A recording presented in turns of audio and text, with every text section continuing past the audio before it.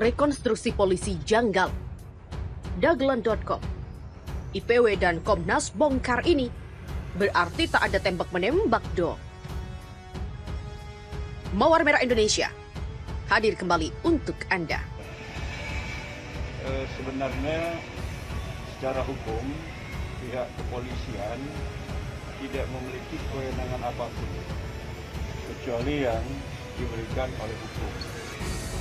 Di dalam undang-undang yang mengatur tentang tugas kepolisian nomor 2 tahun 2002 bahwa tugas polisi adalah untuk menjamin ketertiban dan kepastian hukum dengan cara melindungi, melayani, dan mengayomi rakyat. Apa yang terjadi terhadap keenam mujahid ini itu sangat-sangat bertentangan dengan apa yang diberikan hukum untuk dikerjakan oleh aparat kepolisian. Karena itu kami ingin mengatakan yang dilakukan oleh aparat kepolisian terhadap 6 orang mujahid ini jelas-jelas melanggar hukum, abuse of power, dan ketika itu mengakibatkan melayangnya nyawa rakyat Indonesia yang harusnya mereka lindungi, ini berarti sudah terjadi pelanggaran berat, extra judicial killing, dan ini melanggar.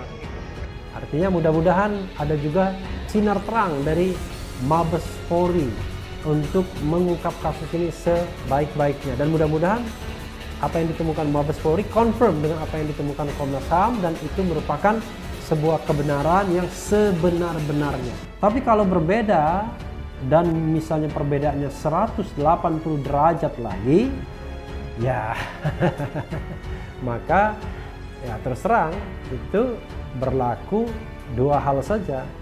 Kalau tidak semuanya salah, ya salah satu benar, tidak mungkin dua-duanya benar. Sobat Era sekalian, kita berharap dan terus mendorong Komnas HAM melakukan penyelidikan ini secara tuntas agar menemukan suatu rangkaian peristiwa yang benar. Tadi dikatakan puzzle.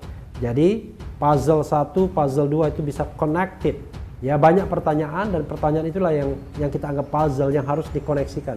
Why, kenapa, dan lain sebagainya. Ya, termasuk tadi, kenapa yang dimuntahkan banyak peluru, lubang mayatnya, bukan lubang mayat ya, mereka ditembak lebih dari 1 kali, padahal menurut versi polisi mereka hanya menembakkan 3 kali peluru saja, dan itu hanya mengenai mobil.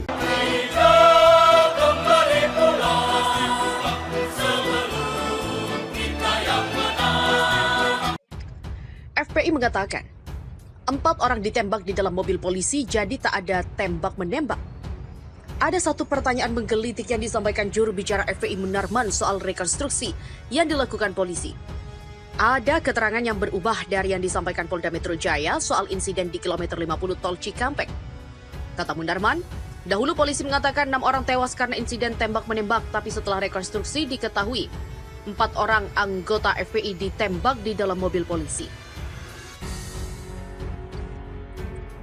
Kita pertanyakan, jika 4 orang yang masih hidup itu di atas mobil, artinya kan sudah diakui sekarang. Sudah diakui bahwa yang 4 masih hidup, itu dulu poinnya. 4 itu masih hidup dan berarti tidak terjadi tembak-menembak, kemudian dibawa pakai mobil, dan di dalam mobil dikatakan difitnah melakukan mencoba merampas senjata petugas. Demikian kata Munarman usai menjenguk Habib Rizik di Mapolda Metro Jaya.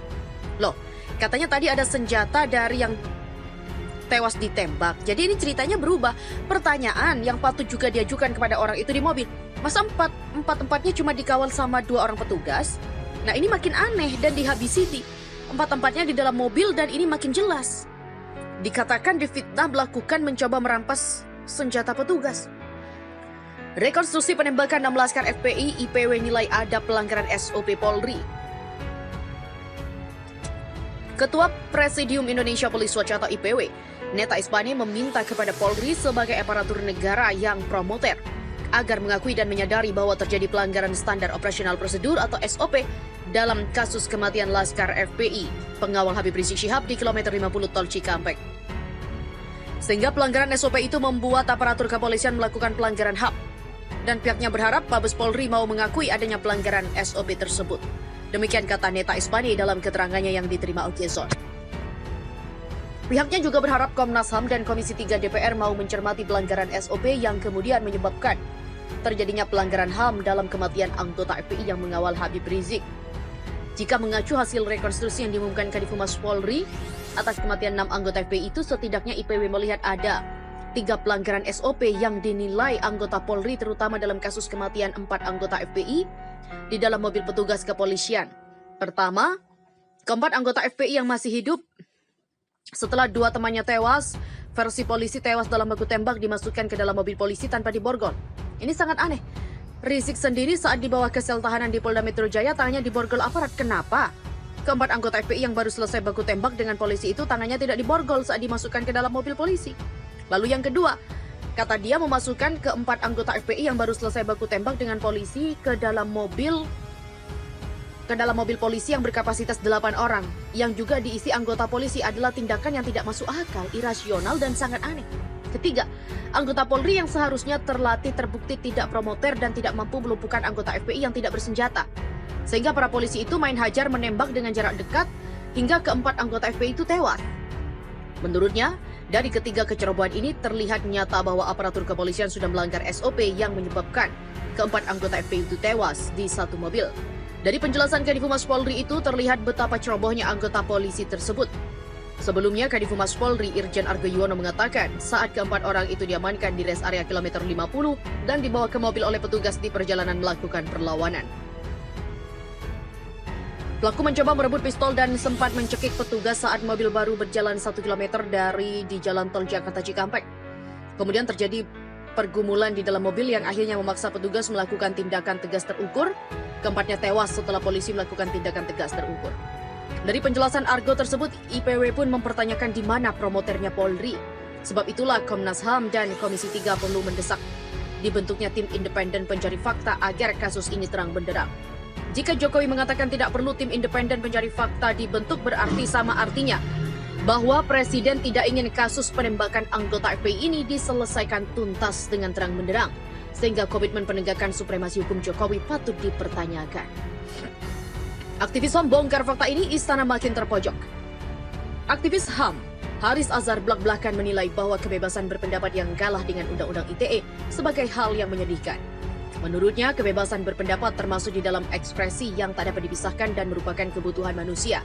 Oleh sebab itu, bentuk ekspresi tersebut masuk di dalam ranah hak asasi manusia. Jika dalam penegakan hukum menggunakan Undang-Undang ITE, disebutnya ekspresi delik formil, tidak dibuktikan dianggap sudah melakukan tapi tidak menimbulkan kerugian. Tidak terbukti ada kerusakan dan langsung dipidana, ditangkap, diproses, dan segala macam. Dan kalam YouTube, Refli Harun, menurutnya Undang-Undang ITE merupakan penyesatan dari konteks ekspresi tersebut. Dia mengatakan bahwa ekspresi yang boleh dipermasalahkan tanpa dipidanakan adalah ekspresi yang nyata-nyata jelas-jelas merugikan. Ekspresi dalam bentuk pendapat dalam bentuk lain-lain yang jelas merugikan dan ketika di mana dan diminta pertanggungjawaban atas kerugiannya juga bukan di penjara. Menurut Haris Azhar, Undang-Undang ITE terkesan menjadi instrumen untuk merepresi kelompok-kelompok yang tidak disukai. Ia juga menilai bahwa adanya Undang-Undang ITE ini menunjukkan keadaan penguasa yang sudah makin terpojok.